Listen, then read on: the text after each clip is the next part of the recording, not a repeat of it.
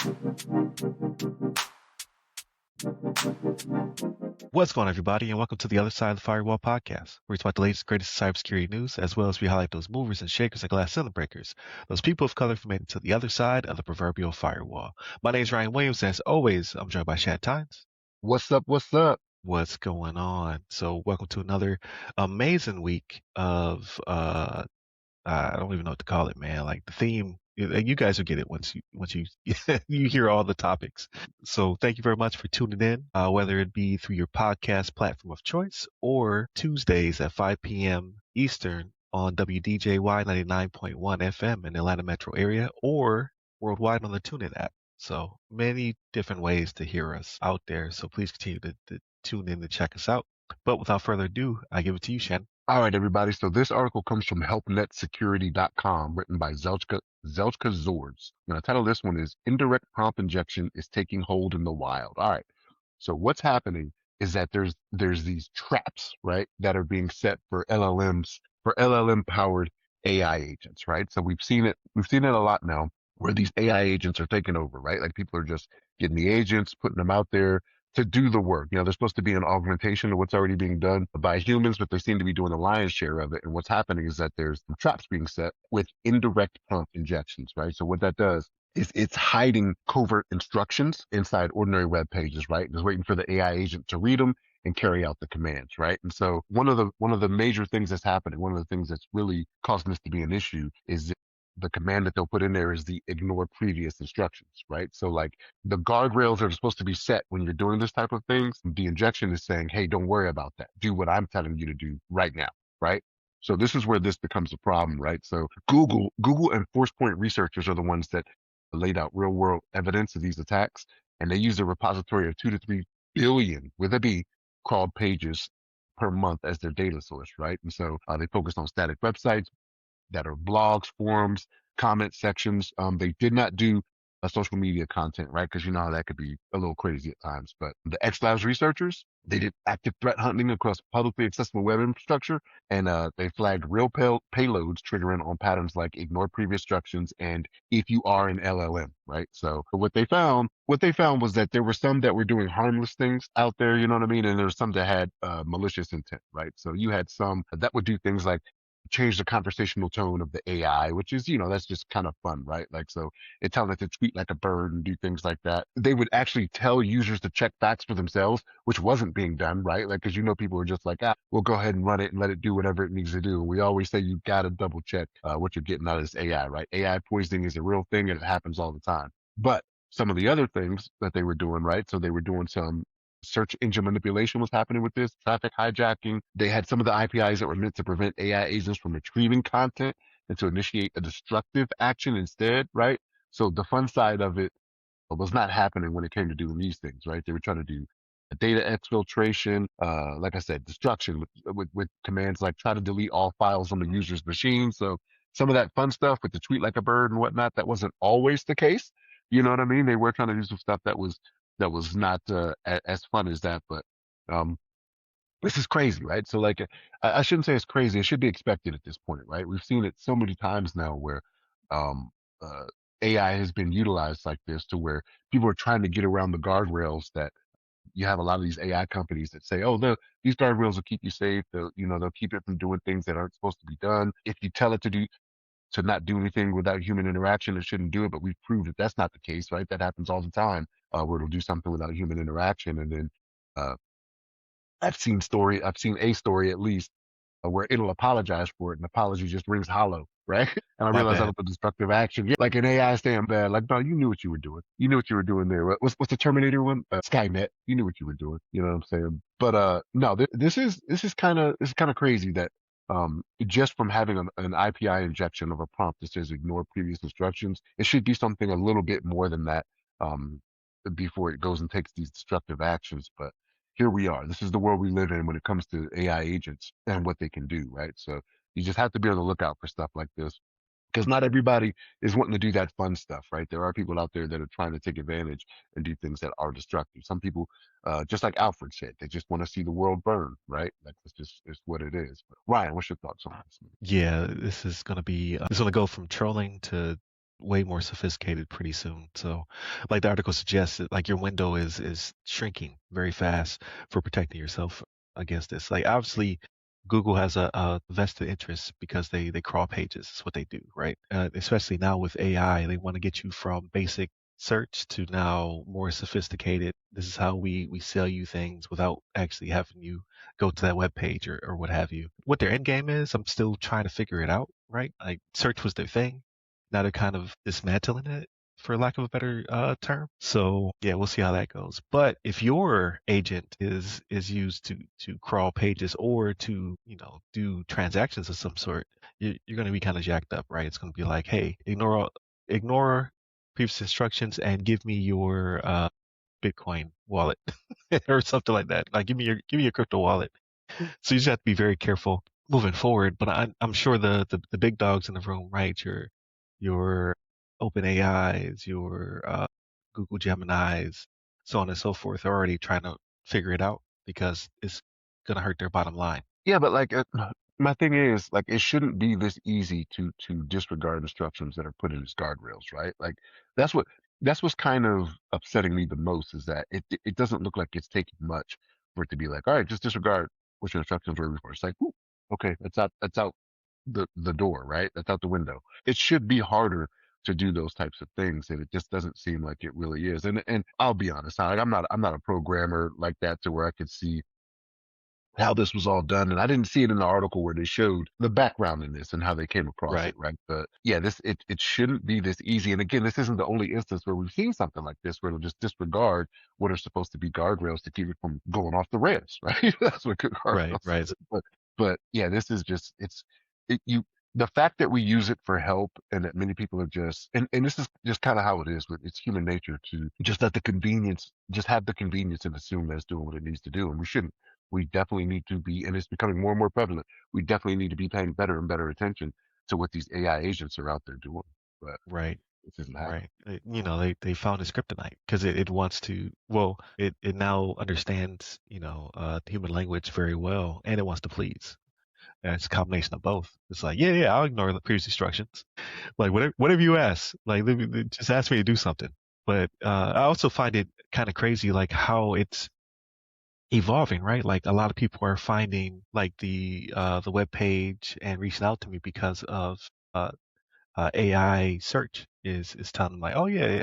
So like go to this person because he fits your demographic, or go to this person because he wrote a guide to break into cybersecurity. So it has its pros and its cons, right? But it is the future, like Web 3.0, 3.5, whatever you want to call it, will be agents out there doing your bidding to purchase, to search, to whatever the future holds. So yeah, we have to get ahead of this. So even because none of mine crawl web pages, but now I'm gonna have to go to the best practice page somewhere on some, like Reddit or what have you, to figure out like how to stop this from happening. So it is the future. And even with that being the case, like even if you put something in place to say, hey, here's what you need to verify before you change instructions or whatever, any means that you could think of that you would deem safe to be able to do that, AI has a foothold in that to where it may be able to be an imposter to those things, whether it be some type of biometrics you have stored or your voice, you know what I mean, something along those lines. Like we already see that. It's crazy.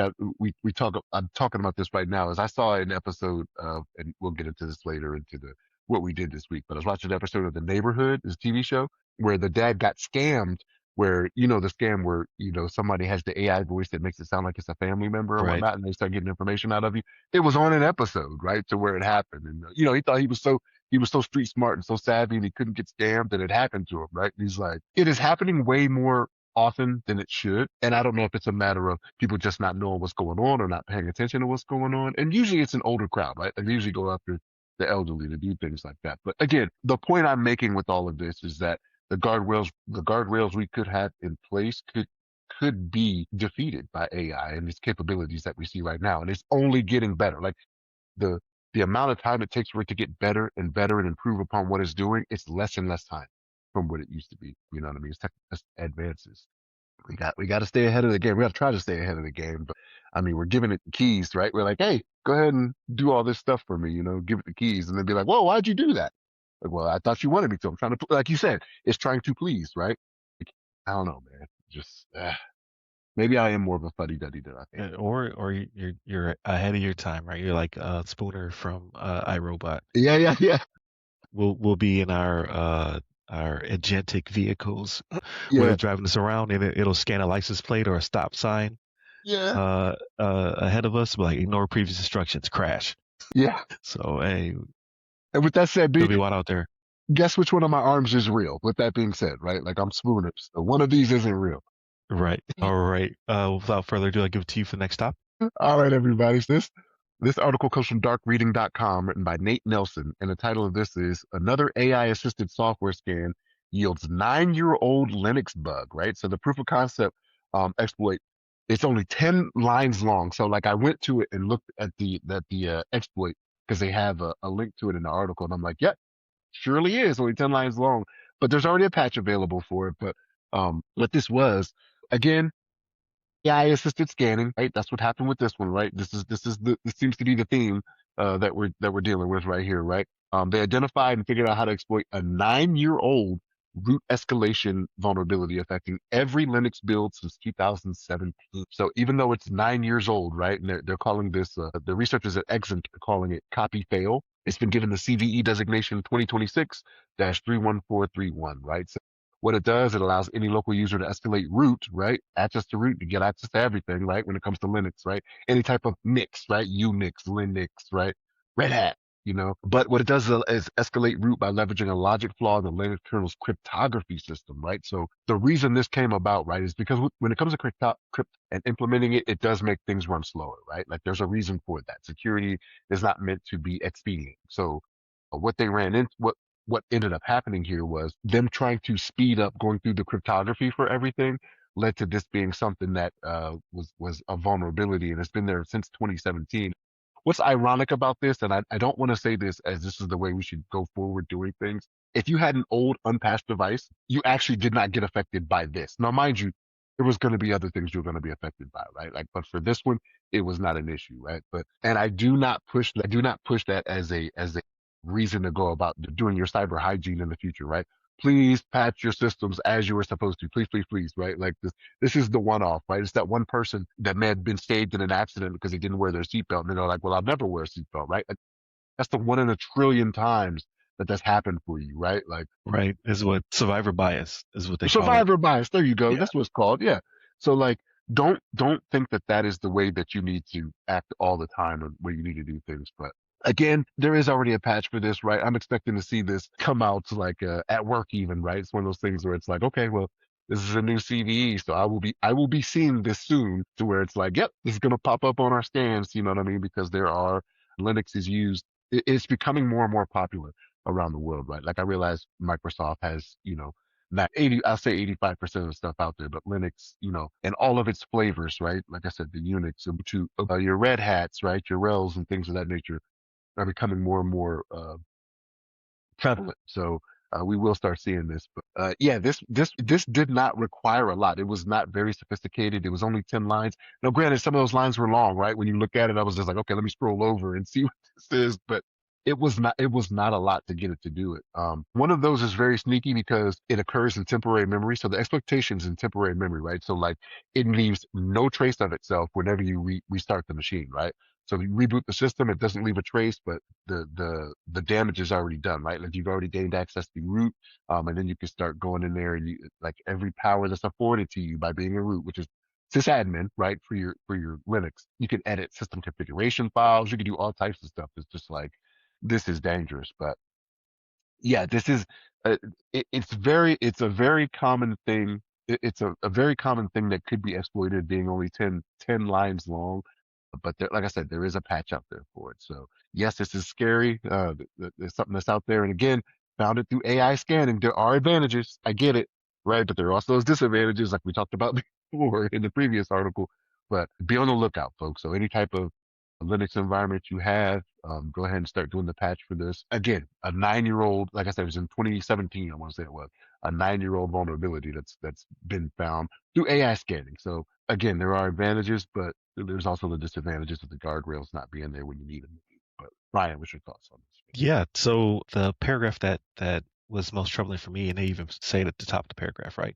Most worrying of all, he adds, it's very common for people to use Kubernetes clusters to deploy their applications. And this sort of vulnerability allows container escape from any pod in the Kubernetes cluster to impact the others or to impact the host that the cluster is running on. So yeah, this is a very dangerous vulnerability. The future is red teaming with AI now, right? So we can't deny it. It's not here to replace our jobs, and that's what a lot of companies are going to try to do in the very near future. Say, oh, I don't need to hire a human. I'll just use this tool or what have you. So if somebody's trying to hype you up to sell you, firing your entire cybersecurity suite for a tool, I would be wary of them. But I think to augment people, it's no doubt you're going to have to add this to your arsenal because like it's able to find things that it's able to rationalize and to use its logic to see things that humans just simply cannot see. Still need a human in the loop to verify it, obviously, but it's a no-brainer. It's like, just think of a tool that is useful, like a fiber light, right? Like, do I really want to chase out hundreds of cables to figure out which one is which, or do I want to put the little blinky light in there to be able to see the end-to-end connection, right? Or any other tool you can think of. But it's going to make our lives so much easier in this regard to be able to find these vulnerabilities so much faster. So I'd be interested to see if or when I should say Claude Mythos is unleashed on the world, how quickly this will scale, right? Because it's already being given to the most it's being given to the industries that have the ability to harm uh To the do the most US. harm, you're trying to say. Yeah, Yeah. yeah, Yeah, I'm yeah. trying to think of like your financial institutions, your healthcare, and so on and so forth, right? It's been given to those companies to kind of shield themselves to figure out what their vulnerabilities are, or I don't have any insight into all of what they're doing with it, but I know it's out there in the wild for what we deem to be critical infrastructure and most material impact to the U.S. economy. So they're already trying to pass these vulnerabilities, get ahead of it before they give it to the world. And then I'll be very interested to see how quickly we find things like this, right? Like 9-year-old vulnerabilities or brand new patches that cause issues. Like to be completely honest with you, like this is what's going to have to augment the CVE database at some point, just because it's overwhelmingly large. But B, funding is starting to drop for it, right? So we're going to need something to ingest a lot of that information and then provide feedback and help to our vulnerability and cybersecurity teams. But the flip side of that is the bad guys will have it too. So how quickly will they scale is the question. And it definitely is a back and forth with, with what the bad guys do. You always got to find something to stay ahead of the game, right? You always want to be more proactive than reactive, but that's not always a guarantee. But to the point of, it being an assistant to people that are already there. Like I've seen some articles where they've talked about how these companies, some of these major companies have let people go in favor of having AI do everything. And now they're starting to see that the AI may even be more expensive. Like it was a money saving tool, right? One of those Right. things where they're like, they did to save money and then it turns out it isn't. And I realize people are expensive, right? When it comes to healthcare and insurance and things of that nature, like they can be expensive, right? If it's, to stay competitive, Right. there's some stories that have come out where they're like, hey, it's ended up being more expensive going the AI route, which was not the initial evaluation. And I don't know if it's a matter of they just didn't pay attention to everything they should have or what it actually takes to have people on board, or if it's one of those things where they saw the quick thing on the quick writing on the wall and they're like, oh, we'll save. You know what I mean? Right. I don't know, but now you're to the point where it's like, okay, well now the AI genie is not going back in the bottle, right? Like there is no doing that, right? It's not going to happen. So now what do you have to do? So now you've already spent this money on AI. You weren't saving. Now you have to bring people back to do something, right? And when it comes to these major companies, because they are ran, by stocks and how well the stock is doing, like if you're not bringing in as much profit, because now you have to spend more on salaries and things of that nature, they just see it as a bad look, right? They're not thinking of they're not doing it out of the goodness of their hearts, right? Like they're doing it to be like, we make money in the stock market. This is how we do it. Please invest in us, right? So but when you're not making as much money every quarter, because every quarter there's a report on how companies are doing, right, that are publicly traded. Yeah. It's Line just line must go up. yeah, exactly, exactly. And it just there will be a point where it doesn't, and then who's left to answer for that, right? Like these CEOs that made this decision. I mean, they always have a golden parachute, right? Like it's just like right now, these CEOs are not getting fired when the AI bubble is coming, right? Like it's the people on the lower level that are getting paid that they're like, yeah, we gotta fire you. And it sucks when you see it to where they fired all these people and then they had record profits at the same time. It's like, wait a minute, what happened here? That was before you even fired everybody. You made more money than you had ever made, right? So I don't know. Maybe there's AI CEOs and we just haven't caught on yet. I don't know. Maybe. Maybe they're not real people, right? We just think they are because everybody just does a online quarterly meeting. It's like the movie Mercy with the judge. You know what I mean? I don't know if Yeah. anybody has seen that, right? So like, oh, it's not a real person. We think it is. Yeah, it's a little disheartening to see something like this, man. Like 9-year-old vulnerability, but again, this is one of the benefits of hunting vulnerabilities with AI, right? The AI hunting. This is one of the times it paid off, and it found something, and there's a patch out for it. So Right. worked Exactly. out well in this case. Yeah. So it's obviously this is the direction we're gonna have to go. But again, you have to just be very careful. But that's above my pay grade, right? So like, hey, I'm here to sell you the human solution, and we might have some of these tools, but hey, you gotta look out for your bottom line. Line must go up. So just the way things are. So before I give it to you, Shannon, for the discussion, I just want to remind everybody, please continue to tune in and listen to us on your podcast platform of choice, as well as we are a radio show. So I got to start telling people that radio show and podcast. We are on WDJY 99.1 FM in the Atlanta metro area, Tuesdays, 5 p.m. in the TuneIn app worldwide. Well, we cracked 27,500 weekly listeners on the radio. So thank you for tuning in. We absolutely did not see it getting this large. That's a lot of people who are listening, right? We have 13,000 downloads. So thank you for all those who stuck by us from the beginning, right? I think initially when I pulled the first year's numbers when we were talking, we had like 300 listeners who were consistent. Now we have, probably if you add everything together, over 30,000 listeners. So thank you again, and we greatly appreciate it. And I give it to you, Shannon, for the discussion. So before I get to that, no, I'm not gonna let this go to my head. But like, if y'all see me out in public and I'm eating with my family, just give me time to eat, and then I'll sign your autographs.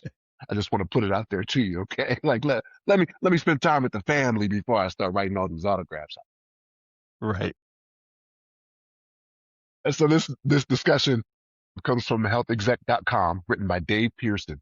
And the title of this one is Race Titans Between Cybersecurity Pros in Healthcare and Cyber Bad Guys Everywhere, right? We've talked about this before about the healthcare industry being a soft target when it comes to cyber attacks, right? Ransomware, even, right? So there's a new survey of medical device purchasers that shows cyber attacks on medical devices rising in both frequency and harmfulness to patients, right? So the harmfulness to patients, that was never in doubt, right? And the frequency, we have seen it in the years that we've been doing this podcast and this show, to where we see it happening more and more often because they've been soft targets, right? Because it's one of those things where cybersecurity was, I don't want to say more or less neglected when it came to the healthcare field, but that's kind of what it was, right? Like, and I've seen it firsthand where you see medical equipment that may be running old operating systems, right? That may be end of life, that aren't even supported anymore, right? And I know when it comes to at least Microsoft, right? Like, if you pay, they'll support you. Like, if you want to keep something on an old operating system, like they'll give you the support for it, for patching and things of that nature, but you got to pay for it, right? And I'm not assuming that every healthcare facility or whatever was doing that, but neither here nor there, right? So the survey, they conducted it online in March for a cybersecurity vendor, Run Safe Security. There was 551 responses from verified device decision makers representing various levels of hospital management across small, medium, and large institutions in the US, UK, and Germany. So those are large markets, right? Like, it wasn't like they did some small countries that don't really have a large healthcare footprint, but those are large markets, right? And the results show the rate of breaches affecting medical devices rose from 22% in 2025 to 24% in 2026. So don't think that just because it's a 2% increase, like, oh, that doesn't sound that bad. Remember, this is healthcare, right? This is one of those things where if you do have a cyber attack at the wrong time, this is one of those things where it could be fatal. That's it, the end all be all for someone, right? But so further, among the organizations that got hit, the rate of significant impact on patient care climbed from 75% in 2025 to 80% in 2026, right? And remember, we're not even all the way through 2026, right? So these numbers could rise even higher as time goes on. You know what I mean? Like we're not even halfway through the year, and I can only envision there will be times like as we come up into the summer, right? People, kids that are playing with AI tools and whatnot in the summer when they don't have school to keep them busy, right? Like that could even go up, right? And then I'm not saying they're doing it to be malicious. It could just be one of those things like, let me see what I can do, and it could lead to harmful effects, right? So, but the numbers that they give in here are a little troubling, right? So 59% of respondents are extremely or very concerned about a cybersecurity incident impacting medical devices, yet 24% of facilities have already experienced an attack. Now, whether or not that's well known may not be the case, right? People aren't paying attention to these types of stories like we do and like we bring to you every week, which is why, our listenership has gone up so much. Again, just give me time to eat before I sign the autographs. You know what I mean? It really is a concern. And the fact that the respondents are seeing this and they're taking more care to it, I love to see it. With that being said, right, I'm not going to sit here and say healthcare is the only soft target out there, right? We've seen it to where it's been schools as well, right? And it comes down to a matter of funding, right? And whether or not these small and medium organizations, medium should be better able to handle it, but the small organizations, let's say that they can do what they need to do to invest in cybersecurity, right? But what they're getting at here is that there is some concern and there needs to be more attention paid with cybersecurity and the healthcare industry, right? So, and one of the other things they have on here, well, the last bullet they have that was pretty good was actually FDA guidance and European Union medical device regulation requirements, which I imagine is the UK, have influenced procurement processes at nearly 80% of organizations. So that's good that you have a majority of organizations that are following guidance when it comes to device regulation and getting better when it comes to cybersecurity. They need to have that investment and attention being paid to this because they are becoming a big target, right? Like we've seen the ransomware, we've seen where some of these healthcare companies will have to pay the ransom to get information back. And even then, like you said, Brian, it's like feeding stray cats, right? Like they're going to come back. Eventually, they're going to be like, well, we got something from you before. We'll come back to you again, right? So there's always that chance that can happen. What's your thoughts on this, man? Yeah, I think it's they're being attacked from all sides, right? Like when it comes to the supply chain. We talked about how was it Stryker? Was that the medical hardware company? I think it was called Stryker. Like they got attacked not too long ago. We said that there's going to be second and third order effects for that as well going down the line because they are the supplier of medical devices, right? Like a literal supply chain attack in that case, as well as you have to look at not just third party. Or sorry, not just supply chain, but you also have to look at third party risk management, right? TPRM. A lot of these, the software that does charting, that does transcription for the doctors, so on and so forth. Like you have to be very careful, right? Are those vendors taking care of their responsibilities, right? Taking care of their patching, and do you have the ability to back out of contracts and things of that nature, right? Like what do your MOUs, SLAs, SOUs look like when it comes to a specific vendor who supplies whatever it is to your IT stack. Like, do you have the ability to pivot to someone else in case they get hit and cause you issues?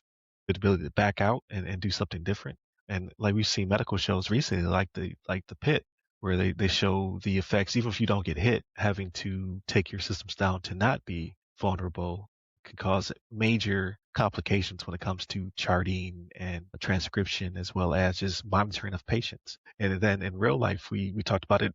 I would say it's probably been a couple of years now where the mother unfortunately lost her baby because they couldn't monitor the what is it called? The Yeah, vitals. vitals. Yeah. And again, it's a second, third order effect. So there's a lot to be said when it comes to protection. Then you also have to think about the network, right? Like I'm sure people are getting hit every day. Like we talk about how CISA is vitally important because they like just recently they talked about. I think it was what was the major vulnerability? I think it was like in ASAs or some edge device that they had to push a bulletin like, hey, quickly, like you have until this date to patch this to protect yourself. Like hospitals are going through the same thing because they have networks, they have to communicate with each other.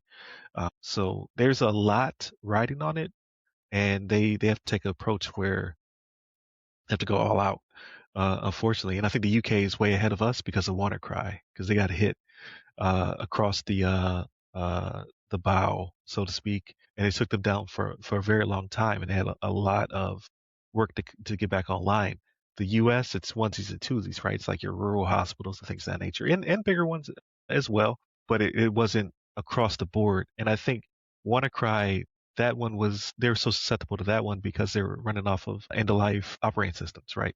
So it was like a big thing over there. They were running off like Windows, I don't even know, XP or something like that. Yeah, I was like, it had to be Yeah, they're around that time was like seven. I think was coming to an end. They were going to 10, but yeah, I don't remember yeah, exactly. they were way behind at the time. Just 'cause it worked, right?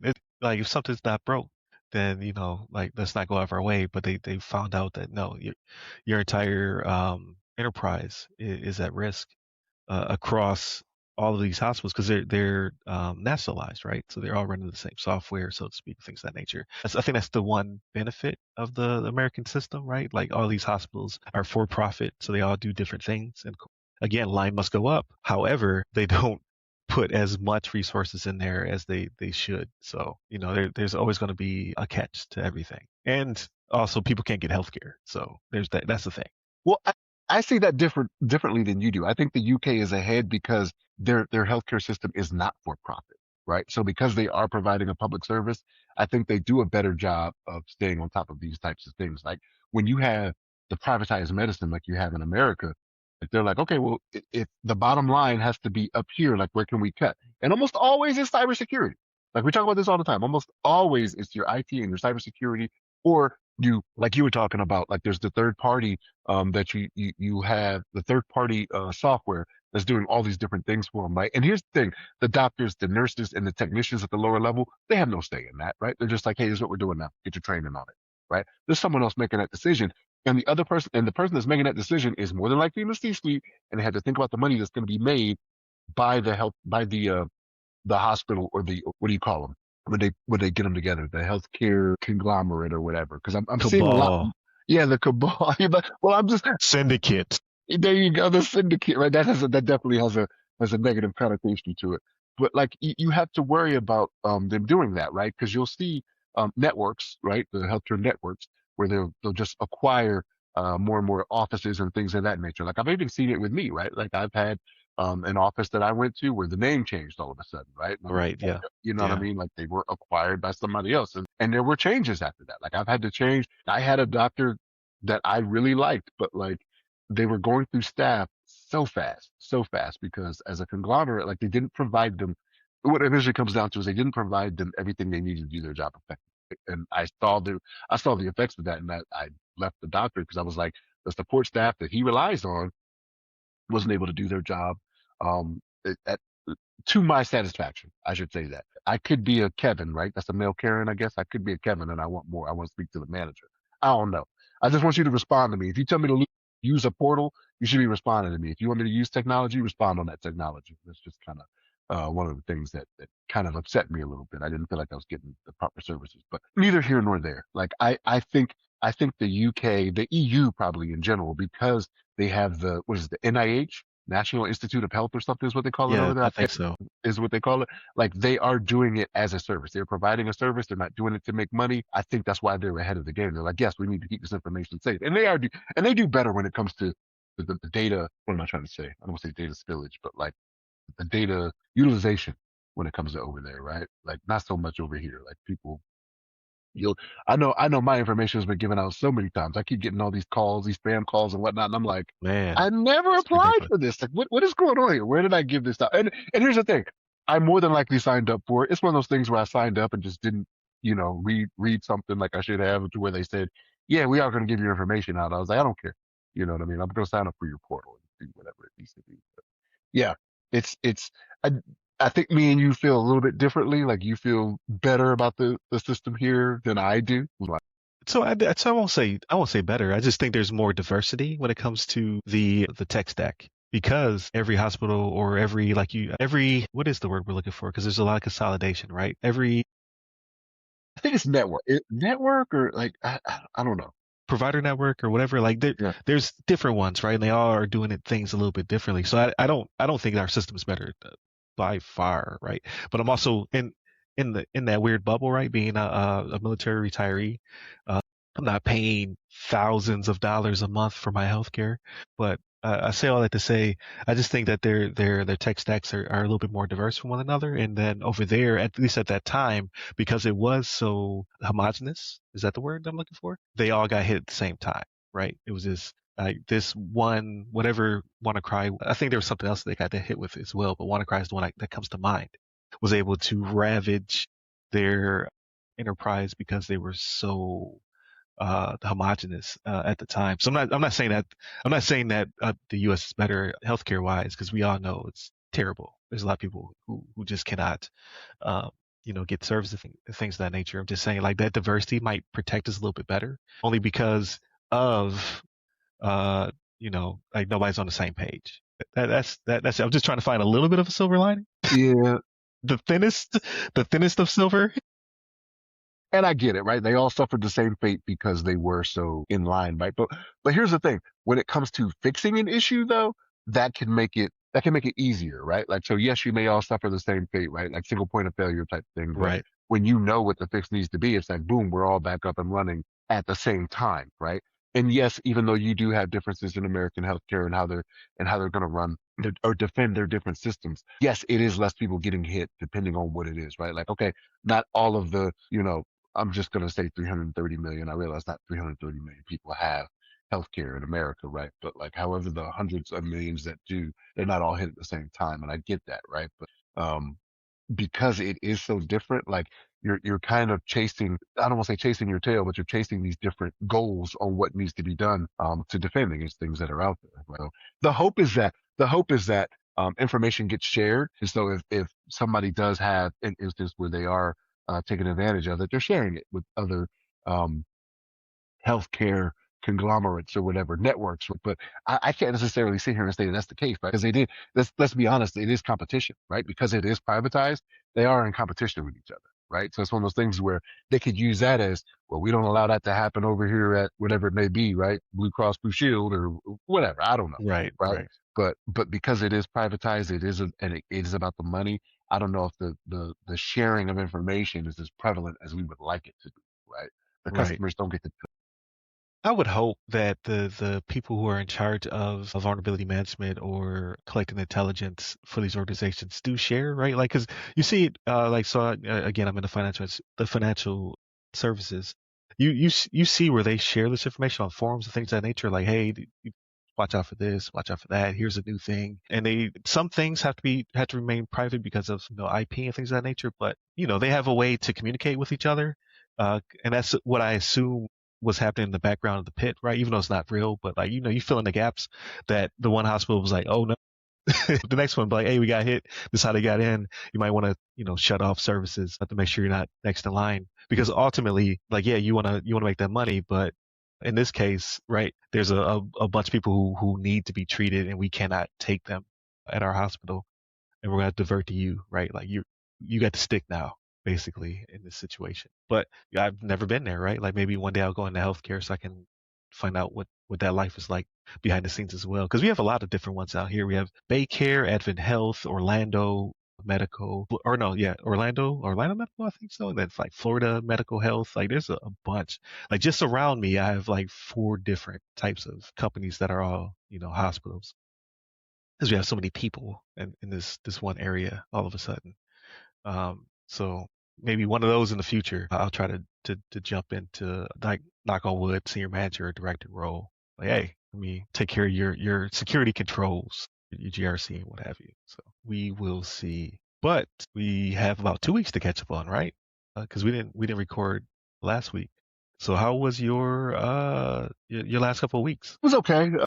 Got a little sick for all of you that can hear me. Like you can hear I don't sound the same, right? My same beautiful voice is not in effect The today. golden pipes. Yeah, the golden pipes aren't sounding like they usually do, but I'm getting over it. But for me, I did finish watching The Pit. Did you finish watching it? Let me ask you before I Yeah, continue yeah, I down this. finished it. So, what did you think about the second season? I will say I didn't like the second season as much as I did the first. Yeah, I see where they're going with it though. Like they kept hinting at anything, and I did not pick up what they were putting down. But the general theme, which I don't think spoils anything, is just like mental health for healthcare workers, right? So they touched on, well, they did more than touch on it in the first season, and then in this season they kind of expound upon it, right? So I think they're gonna not get away from it, but I think they need to get it out their system. They're like, this is something we were setting up for the second season. I think the third season is going to focus on something a little bit different, right? I think they're all going to have their own narrative through lines. So I thought it was good. Again, I thought the first season was better, but also you had that bias, right? Like the freshman album is always better than the sophomore album, just the Yeah, way it is, very seldom does a sequel outplay the first, right? Like right? maybe Beverly Hills Cop. Like I like two better than one, but still, Yeah, yeah, you know what I mean? that's But true.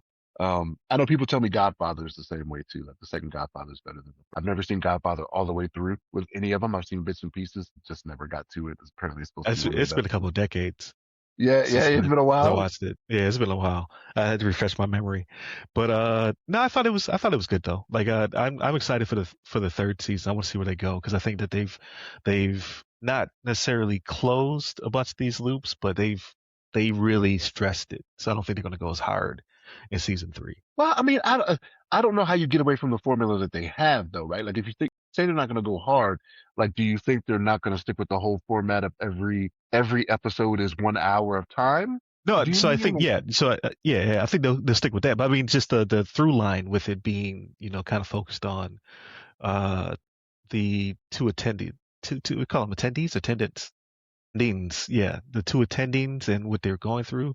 I think that one of them will become more of the storyline or a big portion of the storyline. But I think the other one is that's kind of coming to a not necessarily a close, but it's like we invest a lot in this. Now we can move on to something. There'll be a new big bad of some sort, right?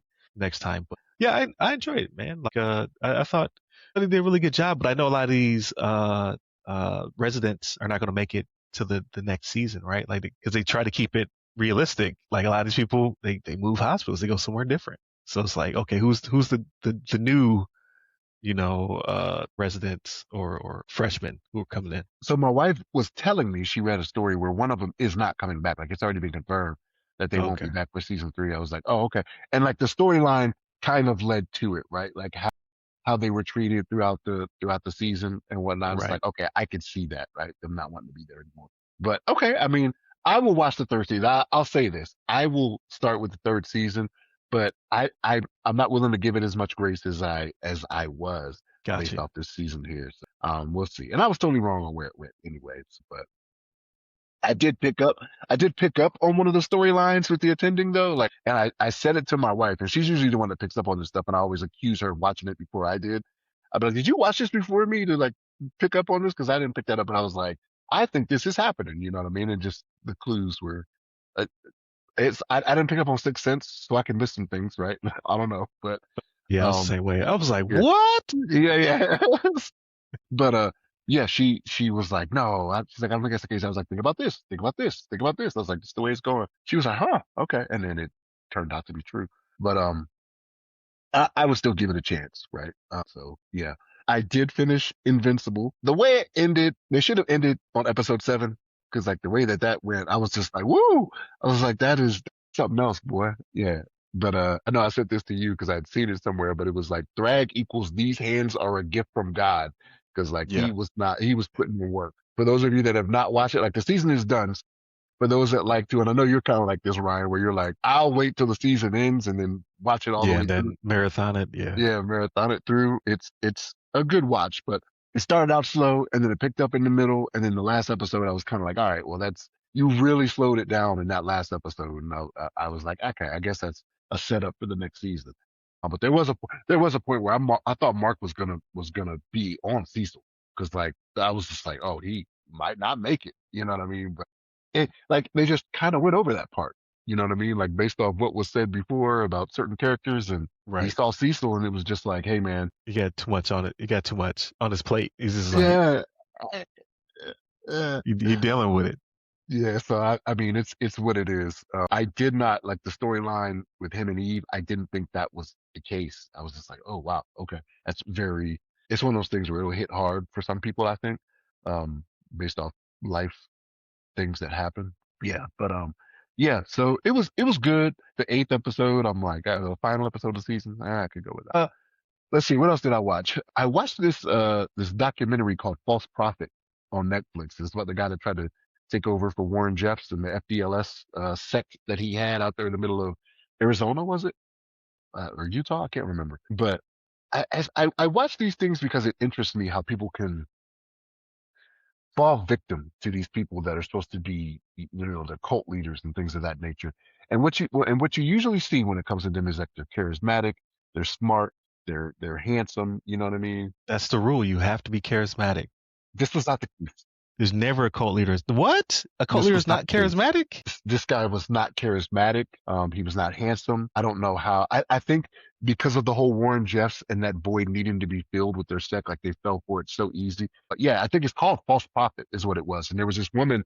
She used to be a part of the FDLS religion, and she got out, and her and her husband went into, like, knowing that these people were out there, they went into their community, and for a year they filmed stuff about this guy that came to power in Warren Jeff's stead. And like when you see the guy, I'm just like, I don't see how it happens. Yes, not charismatic, not handsome, and far be it for me to tell people what can be considered handsome, or pretty or whatever. To each their own. But he was not he was not prototypical as to what we have seen before. But yeah, it was an interesting watch for the 4 episodes, I think that was, to where when I started watching it, my wife was like, "Oh, I started watching this." She was like, "It's interesting," and I don't understand it, and maybe it's because people want certain things, right? Like people want to have someone fill the void, right? You hear about this when it comes to some of the civil rights leaders of the '60s, right? They filled a void for how people felt they were missing something or that they needed help with something, and they were able to come in and say, "Hey, this is what I can offer you." But yeah, Samuel Bateman is the guy's name that came in. But if you ever get a chance to watch it and you see it, you'll be like, "Yeah, this guy is not. He's not what I'm thinking of." But finish that series. I started watching another one. Should I Marry a Murderer on So I Netflix? saw that thumbnail and I was like, what? Yeah, it's interesting. I got through the first episode completely, and I'm into the second one a little bit and then had to jump up. But it's interesting to me because it is exactly how it sounds. Like she finds out, like, this person that she wants to be with is a murderer, and there's a point where it's like, should I continue down this path? And I'm like, ugh. Like an active murderer or like he did his time, No, no, right? no, no. He has not been caught for the crime. In the first episode, You next on the list. Bring it yeah, on. I'm just saying he has not been caught for the crime, and it's an open case to where it's like 3 years old or something like that is the person that's missing, and That's he's crazy. confessed it to her, right? So yeah, it's an interesting watch. But like I said, I think it's 3 episodes is what it's supposed to be. I'm a little bit into the second one, but the first episode, yeah, he confesses it to her. Now she's like, oh shoot, what do I do? It's an interesting watch, but I want to see how it plays out, right? Because this is one of those things where, like, I tell myself I love my wife, I'm in love with my wife, but would I stick around if she hit me with some stuff like this? Like, am I willing to risk the jail time? You know what I mean? Like, But it's like, that's different. That's decades of marriage versus should I marry this person? You but man, I run let's the risk go of ruining straight to the everything, like, precinct. Straight to bro. the precinct. Look, You're not and you're not gonna hack me up while I'm asleep. yeah, there's fear to be had, right? To me, I think, like, man, I want to say it's 8 Ball and MJG, and they got a song, and in the song he says, would I kill for you? Yeah, if my life's in danger too. Would I steal for you? Yeah, if the stuff belongs to you. You know what I mean? It's kind of. I want to say it's 8 Ball and MJG. I can't remember who it is, but it'll come to me, and I'll send it to you after this because I can't remember it, and I'm eating up time, but it'll come to me. But yeah, I don't know. Like, I don't. And again, yes, this is a new relationship, and like, by this time when she finds all this out, like, he's asked her to marry him and everything, so it's a fiance. But interesting watch. The wife and I watched The Neighborhood. We're continuing down that path. This is the last season for it, and I can see where they're starting to look like they're gonna wrap stuff up. But that's pretty much it for me, man. What about you? What about on your end? What you been doing last couple of weeks? So before I forget, so speaking of documentaries, I'm gonna start one. I don't know if you heard of this one called The Cult of Nature Boy. So it's on Like Ric Prime. Flair? Nature Boy No, Ric no, Flair? it's not. Yeah, no, Okay. it's this guy who was social media famous, and he's about getting back to the earth, and he kind of puts together this uh they didn't call it a cult originally, but it's called like carbonation is what they call themselves. And they're like living off the land, but like everything like this turns into a cult. So it does. I heard it's really good documentary. So I'm gonna check that one out. Probably start tonight. But what have I watched? So I'm almost done with Pragmata. So the game is pretty short. I've been taking my time getting through it. I want to try to get as much out of it as I can. So that's coming. I think like last night I got to a point where I'm like, okay, it's about to end. So let me save, and I don't want to fall asleep while trying to beat this game. So that's almost done. I'm gonna have to pick up a new game after that. But um, we watched The Longest Walk. So the Stephen King book that turned to a movie, where the kids are going on the longest walk, right? I'm not giving away too much. Like they stated in the trailer that there is no finish line. Like it's 50 boys take off. They walk until one's left standing. If you stop, you get 3 warnings. So I think it's if you stop for 10 seconds and you cannot go below the speed limit is 3 miles an hour. So 3 miles an hour until last man standing. And it's filmed just like that. It's pretty good. Like I really did enjoy it. It had a little twist in it too. Stephen King. There's always going to be a twist in there somewhere. But I enjoyed it. My wife was just like, meh, when it was over. I was like, I liked it. You're a big Stephen King fan, though. Like that's the difference, right? Like you really are a Stephen King fan. The books, the movies. yeah, this one was under his pseudonym, right? So he dropped this one under man, I can't remember off the top of my head what his pseudonym was, but when it was later revealed, because it did well, but when it was later revealed that it was his, it skyrocketed, right? So he wanted to see how well it would do, under assumed name versus his name. But it did okay. But yeah, now it's a movie, and I really did enjoy it. I thought it was pretty good. It's an interesting concept, and they leave enough blamed where you get to like you're not put into like I have to draw my own conclusion at the end, but it's more of like when is this taking place? So like it's after we lose a war, right? So alternative history, we lost some war, and the cars look like 1950s, 1960 cars, right? Like like the elongated cars with the wings on the end. So somewhere in that time frame, but very much integrated. Like nobody is being, racist or anything like that to each other. Like being mean to each other, yes. Not based on like it's very diverse cast, whatnot. Like so not based upon race or anything like that. So it's like I can't really put a finger on when this is taking place. Or it could be like Cuba, where like we're no longer Vargo. getting Yep. vehicles, Yep. yeah, like embargoed, and like that's all. So I have no clue to be honest with you. So that I found that part very interesting. I was like, okay, it's pretty cool. I like what he did leave out versus what he thoroughly explains. So watch that finally. There's another movie I've been trying to wait for it to come on one of the like. So that one's on Stars. I don't have Stars, so I had to give them the $6. So I paid $6 to watch it. But Magazine Dreams with Jonathan Majors. I've been waiting for that joint to drop on some streaming service, and it's still only for rent. So I'm just like, I'm gonna have to pay for it. This is gonna be the way it is. So that'd be probably the next movie I pay for. I thought you had seen it already. No? No, I just been Okay. like it was $25 forever. I'm not giving you $25 for that. Yeah. Not that I thought it would be bad, but like I don't care about digital movies. I'm only gonna watch a movie usually like once unless it's like a cult classic. And I don't believe that to be one that's gonna be a movie I watch one time, I think. So like if it's like even I don't even do that, but like let's say back when I was getting DVDs, right? You buy your Friday, you buy your Coming to Americas, like movies that you'll watch more than, a time or two every year, Baby Boy. Like those would be the things I would buy. But nowadays, like, nah, it's streaming somewhere. Unless a sequel comes out and then all of a sudden, oh, now I got to pay for it again. Like that does make me mad. But in this case, I just don't think that they were able to shop it because of the issues he was having at the time. Yeah, because it was And it it's just wasn't it's just released before he went to court. stranded. Yeah. Yeah, this is stranded out there. If I see it, if it's $6 or less, I will pay for it. But I'm not giving you 20 something dollars for it. Not gonna happen. Yeah, I That's saw the movie tra theater prices. Yeah, I know, right? I saw the trailer and I was like, that's interesting, but it would like see the psychological part to it to where I'm like, I don't really want to see that. And I'm with you. Like I would probably only watch it once and be like, ah, that was whatever. So I'm not gonna pay a bunch of money either. Yeah, so sooner or later I'll check that one out. And then aside from that, man, I'm just trying to get all these interviews uh produced for lack of a better term or edited. So I have another one coming out with Mark Christian. It's a really good interview. So that one I just finished last night. I gotta put it out there. But please go back and check out the last few. Like there've been some really good interviews, right? The last interview that I put up with Charles Rush III, really good. So I suggest everybody. Of course, I am biased, but I thought it was a really good interview. He talks about how he went from boxing, so from the boxing ring to being in the boardroom, right? So he runs Rush IT LLC. It's a MSP, MSSP, and they are also involved in AI. So really, really good conversation with Charles. Definitely check that one out.